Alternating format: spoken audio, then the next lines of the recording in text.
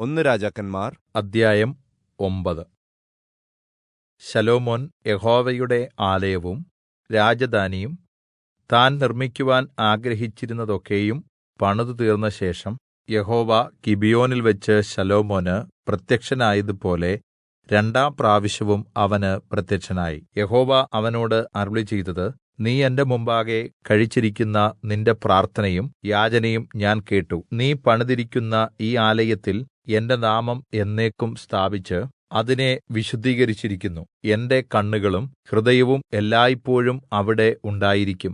നിന്റെ അപ്പനായ ദാവീദ് നടന്നതുപോലെ ഹൃദയനിർമ്മലതയോടും പരമാർത്ഥതയോടും കൂടെ എന്റെ മുമ്പാകെ നടന്ന് എന്റെ കല്പനകൾ അനുസരിച്ച് എന്റെ ചട്ടങ്ങളും വിധികളും പ്രമാണിച്ചാൽ യിസ്രായേലിന്റെ സിംഹാസനത്തിൽ ഇരിപ്പാൻ ഒരു പുരുഷൻ നിനക്ക് ഇല്ലാതെ പോകയില്ല എന്ന് ഞാൻ നിന്റെ അപ്പനായ ദാവീദിനോട് അരുളിച്ചെയ്തതുപോലെ യിസ്രായേലിന്മേൽ നിന്റെ രാജത്വത്തിന്റെ സിംഹാസനം ഞാൻ എന്നേക്കും സ്ഥിരമാക്കും. നിങ്ങളോ നിങ്ങളുടെ പുത്രന്മാരോ എന്നെ വിട്ടുമാറി നിങ്ങളുടെ മുമ്പിൽ വെച്ചിരിക്കുന്ന എന്റെ കല്പനകളും ചട്ടങ്ങളും പ്രമാണിക്കാതെ അന്യദൈവങ്ങളെ സേവിച്ച് നമസ്കരിച്ചാൽ ഞാൻ യിസ്രായേലിന് കൊടുത്തിരിക്കുന്ന ദേശത്തുനിന്ന് അവരെ ഛേദിച്ചുകളയും. എന്റെ നാമത്തിനു വേണ്ടി ഞാൻ വിശുദ്ധീകരിച്ചിരിക്കുന്ന ഈ ആലയവും ഞാൻ എന്റെ മുമ്പിൽനിന്ന് നീക്കിക്കളയും. യിസ്രായേൽ സകല ജാതികളുടെയും ഇടയിൽ പഴഞ്ചൊല്ലും പരിഹാസവിഷയവും ആയിരിക്കും. ഈ ആലയം എത്ര ഉന്നതമായിരുന്നാലും കടന്നുപോകുന്ന ഏവനും അതിനെ കണ്ട് അത്ഭുതത്തോടും പരിഹാസത്തോടും കൂടി ചീറ്റുകയും ചെയ്തു. യഹോവ ഈ ദേശത്തിനും ഈ ആലയത്തിനും ഇങ്ങനെ വരുത്തിയത് എന്ത് എന്ന് ചോദിക്കും. അവർ തങ്ങളുടെ പിതാക്കന്മാരെ ഈജിപ്റ്റിൽ നിന്ന് കൊണ്ടുവന്ന തങ്ങളുടെ ദൈവമായ യഹോവയെ ഉപേക്ഷിക്കുകയും അന്യദൈവങ്ങളോട് ചേർന്ന് അവയെ നമസ്കരിച്ച് സേവിക്കുകയും ചെയ്കകൊണ്ട് യഹോവ ഈ അനർത്ഥം ഒക്കെയും അവർക്ക് വരുത്തിയിരിക്കുന്നു എന്ന് അതിന് ഉത്തരം പറയും. യഹോവയുടെ ആലയവും രാജധാനിയും 20 സംവത്സരം കൊണ്ട് പണിത ശേഷം ശലോമോൻ രാജാവ് സോർ രാജാവായ ഹൂരാമിന് ഗലീലാദേശത്ത് 20 പട്ടണങ്ങൾ നൽകി. ശലോമോന് ആവശ്യാനുസരണം ദേവദാരുവും സരളമരവും സ്വർണവും കൊടുത്തിരുന്നത് ഹീരാമായിരുന്നു.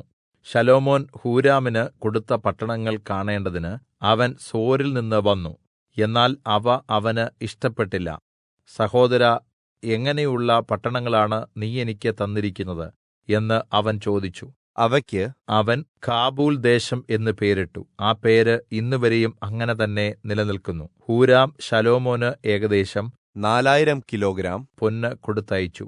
യഹോവയുടെ ആലയം, അരമന, മില്ലോ, യെരൂശലേമിന്റെ മതിൽ, ഹാസോർ, മെഗിദ്ദോ, ഗേസർ എന്നിവ പണിയേണ്ടതിനായിരുന്നു ശലോമോൻ കഠിനവേലയ്ക്ക് ആളുകളെ നിയോഗിച്ചത്.